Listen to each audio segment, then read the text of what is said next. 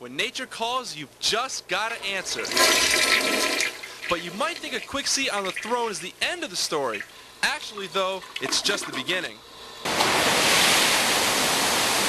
And for folks in Lancaster, all of their human waste makes its journey here to the city's wastewater treatment plant. We treat all the sewage for the city of Lancaster and a portion of southern Lancaster County, about 2.5 million gallons a day. Mac McDonald runs this place, and yes, his job stinks. You have to get your head adjusted right to actually work in sewage, to work in this business. But I've been doing it for about 15 years, so it's a normal day for me. Dirty job, but somebody's got to do it. This afternoon, Mac gave us a tour of the facility. He takes us to our first stop, the bar screens.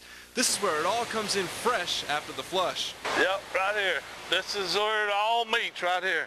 This is getting the heavy solids out. This is the nastiest part of the job, right? There's nothing nastier than having to work with this bar screenings right here. As if that's not bad enough, they also have to rake the screen to get rid of any clogs. We do that about 5 or 6 times a day, and you're liable to see anything in there. Once the heavy solids are separated, it's over to the next step of the process, and that involves this scenic place. As long as it stays a light brown color, we know that we're doing a good job here. If it starts to turn gray or black, we know that we're starting to have a problem. Now I'm sitting out here in the aeration basin, or as some call it, the pond.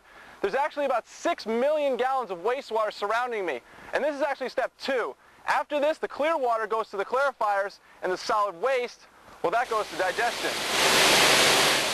Eventually, those solids get processed and are turned into fertilizer that ends up on local farmlands. The water, however, comes here. This is where we start separating the good from the bad. The clear water comes to the top and leaves here and goes to the disinfection at the chlorine contact chamber, and the solids stay on the bottom. Then it's time for the final step. This is the last step of the chlorine contact chamber. The water has already been disinfected and ready to go back in the Catawba River. That's right, this water that was once sewage is now crystal clear. But just how clean is it? You've seen the whole treatment process from start to finish. We're finished with it. It's ready to go. It's good to drink. Have a drink. Bottoms up. Yeah, that's fine. Reporting from the wastewater treatment plant in Lancaster, I'm Josh Cascio, CN2 News.